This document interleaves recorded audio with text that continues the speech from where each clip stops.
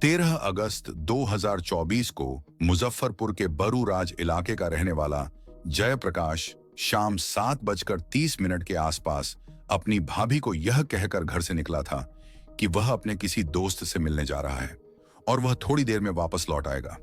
घर वालों को जयप्रकाश का इंतजार करते करते रात हो गई थी, लेकिन जयप्रकाश अपने घर वापस नहीं लौटा। घर वालों ने उसके नंबर पर कई बार फोन भी किया, लेकिन जयप्रकाश ने उनका फोन नहीं उठाया। इसके बाद रात करीब 10:30 पर जयप्रकाश के बूढ़े माता पिता स्थानीय पुलिस स्टेशन पहुंचे। वहां पहुंचकर उन्होंने जयप्रकाश की गुमशुदगी की रिपोर्ट लिखवाई और पुलिस को बताया कि उनका बेटा जयप्रकाश घर से यह बोलकर निकला था कि वह किसी जरूरी काम से जा रहा है और जल्द ही घर वापस लौट आएगा, लेकिन उनका बेटा अभी तक घर वापस नहीं आया। उसका मोबाइल भी बंद रहा है, जिसकी वजह से हमें किसी अनहोनी का डर सता रहा है। रिपोर्ट लिखवाने के बाद जयप्रकाश के माता पिता अपने घर लौट जाते हैं। साथ ही बरूराज थाने की पुलिस भी जयप्रकाश को तलाश करने में लग जाती है। लेकिन इधर 14 अगस्त को सुबह करीब 600 या 7 बजे मुजफ्फरपुर सदर थाना क्षेत्र में सहजानंद कॉलोनी की गली नंबर 9 में जब लोग अपने घरों से बाहर निकले तो उन लोगों की नजर एक बोरी पर पड़ी। उस बोरी को देखने से ऐसा लग रहा था जैसे उसके अंदर कुछ भारी भरकम सामान है। धीरे धीरे वहां पर लोगों की भीड़ जमा हो जाती है। इसके बाद कुछ लोग उस बोरी की तरफ बढ़ते हैं और उसे खोल कर देखते हैं। उस बोरी के अंदर एक सूटकेस था और जब उस सूटकेस को खोला गया तो उसके अंदर का दृश्य देखकर सभी लोग भाग खड़े हुए। इसके बाद सहजानंद कॉलोनी के लोग पुलिस को फोन करते हैं और सारी बात पुलिस को बताते हैं। कुछ ही मिनटों में पुलिस भी सहजानंद कॉलोनी की गली नंबर 9 में पहुंच जाती है। इसके बाद पुलिस वाले उस सूटकेस को अच्छे से खोलकर देखते हैं, लेकिन सूटकेस खुलते ही वहां पर तेज बदबू फैल गई, क्योंकि उस सूटकेस में एक लाश थी जिसका सिर धड़ से अलग था। उसकी आंतें भी बाहर निकली पड़ी थीं। इसके बाद पुलिस वहां पर मौजूद लोगों से पूछताछ करती है और उस शव की पहचान कराने की कोशिश करती है, लेकिन कोई भी व्यक्ति उसकी पहचान नहीं कर पा रहा था और अब पुलिस को लगने लगा था कि हो सकता है इस व्यक्ति को कत्ल करने के बाद उसके शव को यहां लाकर फेंक दिया गया हो। इसलिए सबसे पहले शव को पोस्टमार्टम के लिए हॉस्पिटल भेज दिया जाता है। इसके बाद सहजानंद पुलिस द्वारा आसपास के सभी पुलिस स्टेशंस में सूचना दी जाती है और पूछा जाता है कि क्या किसी पुलिस स्टेशन में कोई मिसिंग रिपोर्ट दर्ज कराई गई है। उसी दौरान पता चलता है कि बरूराज थाने में जयप्रकाश नाम के एक लड़के की मिसिंग रिपोर्ट दर्ज कराई गई है, जो कि अभी भी लापता है। इस बात का पता चलते ही बरूराज पुलिस की मदद से जयप्रकाश के माता पिता को सहजानंद पुलिस स्टेशन बुलाया जाता है। सहजानंद पुलिस उन्हें हॉस्पिटल की मोर्चरी लेकर जाती है और जैसे ही उन्हें वह शव दिखाया गया तो जयप्रकाश के घर वाले दहाड़े मारकर रोने लगे। असल में वो शव जयप्रकाश का ही था, लेकिन अब सवाल यह था कि आखिर जयप्रकाश को इतनी बेरहमी से किसने और क्यों कत्ल किया था। आखिर जयप्रकाश से किसी की क्या दुश्मनी थी।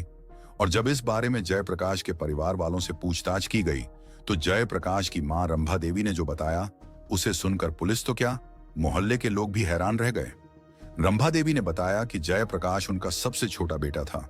वह पेशे से इंजीनियर था जो कि गोवा में एक अच्छी खासी नौकरी कर रहा था। वहीं दूसरी तरफ ललिता नाम की एक लड़की जो सहजानंद अहियापुर में रहती थी, वह रिश्ते में जयप्रकाश की ममेरी बहन की ननंद थी। इसीलिए जयप्रकाश कभी कभी इस रिश्ते के नाते सहजानंद कॉलोनी में ललिता के घर चला जाया करता था। वहां पर अक्सर उन दोनों की मुलाकात हो जाया करती थी और आगे चलकर यह मुलाकातें धीरे धीरे फोन कॉल में बदल गईं। वो दोनों एक दूसरे से प्यार करने लगे।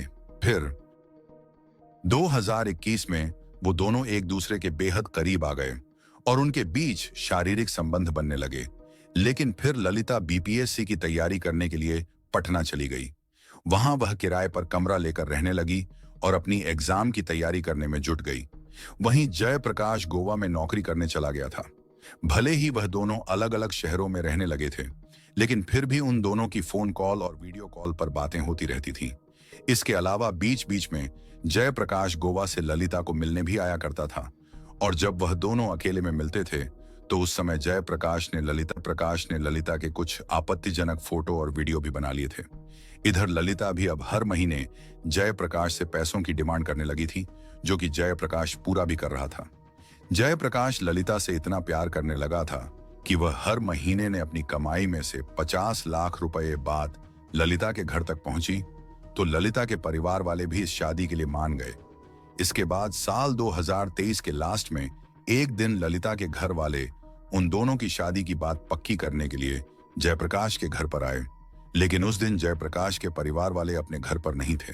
फिर कुछ दिन बाद यानी साल 2024 में अगस्त के महीने में अचानक ललिता अपने प्रेमी जयप्रकाश से कहती है कि मुझसे मिलने के लिए आ जाओ।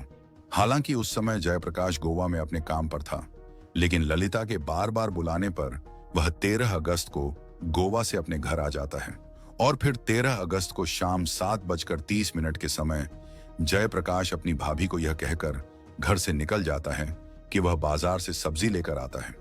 लेकिन सब्जी लेने के लिए घर से निकला जयप्रकाश फिर कभी लौटकर नहीं आया।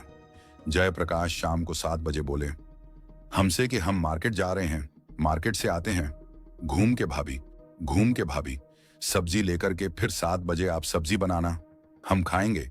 शाम को गए लेकिन उसके बाद वो वापस नहीं है।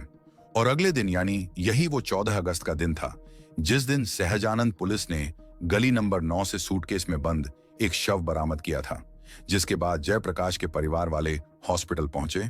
पोस्टमार्टम हाउस में सबसे पहले उसका बड़ा भाई और भाभी पहुंचे थे।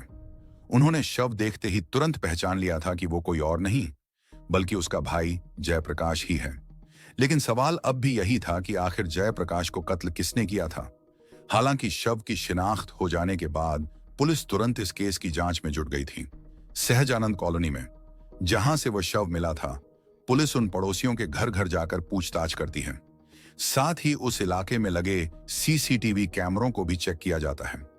सीसीटीवी फुटेज चेक करने के दौरान पता चलता है कि जिस जगह पर वह सूटकेस मिला था वहां से करीब 100 मीटर की दूरी पर लगे एक सीसीटीवी कैमरे में रात के समय कुछ लोग साइकिल पर एक भारी भरकम बोरी को लेकर जाते हुए दिखाई दे रहे थे।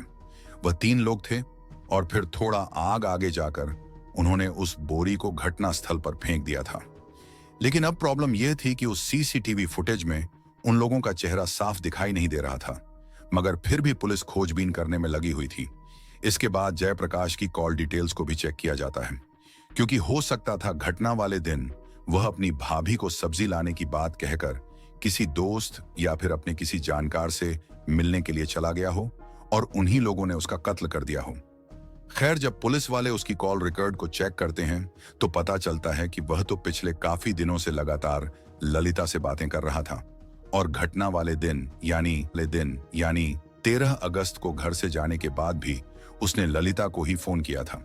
इसके बाद जब पुलिस जयप्रकाश की मां रंभा देवी के बयान, सीसीटीवी फुटेज और जयप्रकाश की कॉल डिटेल, इन सभी चीजों पर अच्छे से गौर करती है तो पता चलता है कि इस कत्ल के पीछे कोई और नहीं बल्कि ललिता ही है, क्योंकि जयप्रकाश के नंबर पर लास्ट कॉल ललिता ने ही किया था।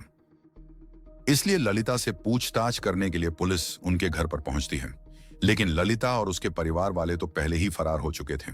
इसके बाद पुलिस यह पता लगाती है कि घटना वाले दिन यानी 13 अगस्त की रात को ललिता के फोन की लोकेशन कहां पर थी। चेक करने पर पता चलता है कि उस रात ललिता की लोकेशन सहजानंद कॉलोनी के एक लॉज में थी। पुलिस तुरंत उस लॉज पर पहुंचती है। वहां पूछताछ करने पर पता चलता है कि लॉज के उस कमरे में देवरिया का रहने वाला रविंद्र कुमार किराए पर रहता है। साथ ही यह भी पता चलता है कि रविंद्र कुमार ललिता का ममेरा भाई है। इस बात का पता चलते ही पुलिस तुरंत रविंद्र कुमार को अरेस्ट कर लेती है। इसके बाद उसे पुलिस स्टेशन लाकर उससे पूछताछ की जाती है।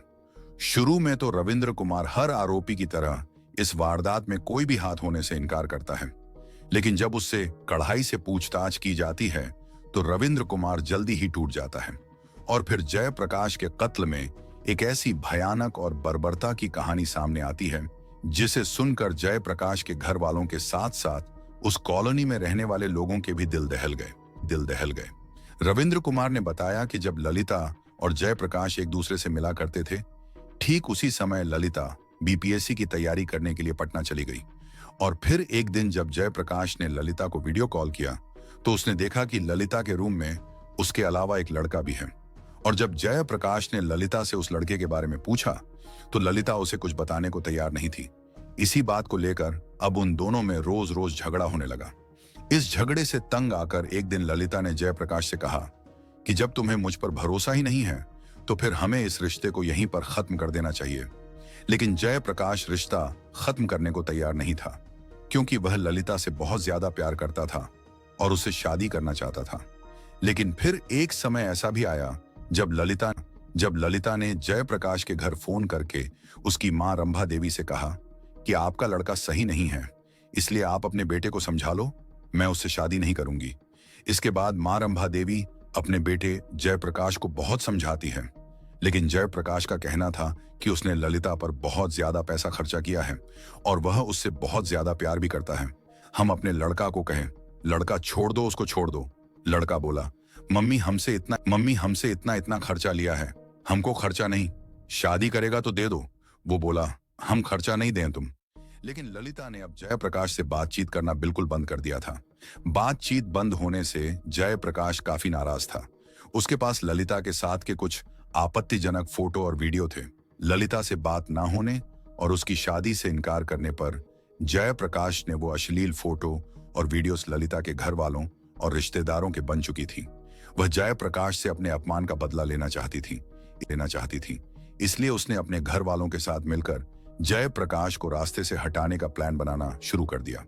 पूछताछ के दौरान ललिता के मम्मी मेरे भाई रविंद्र कुमार ने पुलिस को बताया कि जयप्रकाश को कत्ल करने के लिए उसकी बहन ललिता लगातार उसे कॉल कर रही थी, लेकिन जयप्रकाश गोवा से अपने घर नहीं आ रहा था।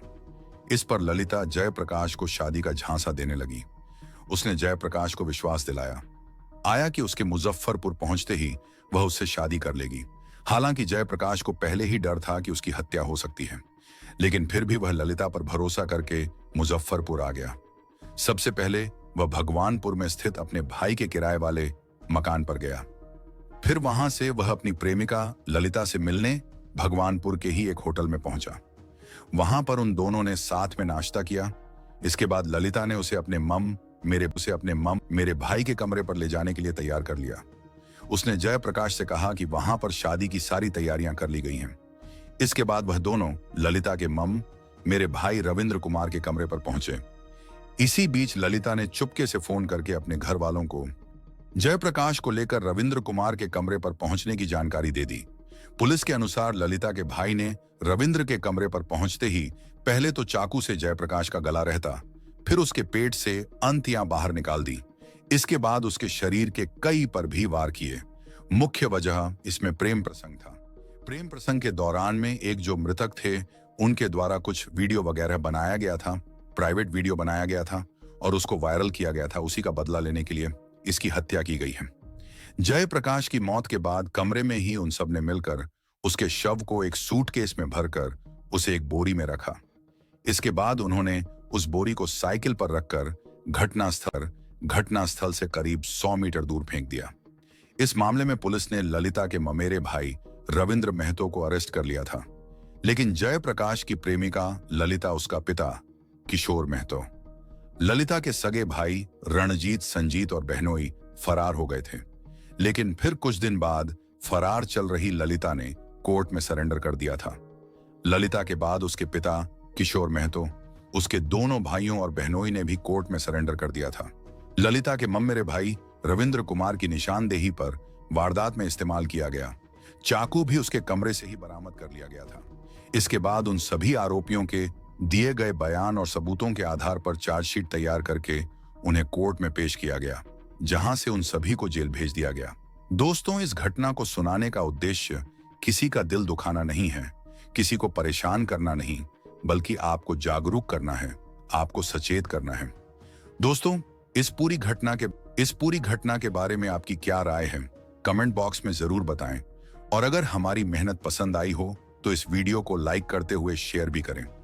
अगर आपने अब तक चैनल को सब्सक्राइब नहीं किया है तो हमारे चैनल को सब्सक्राइब कर लीजिए। धन्यवाद।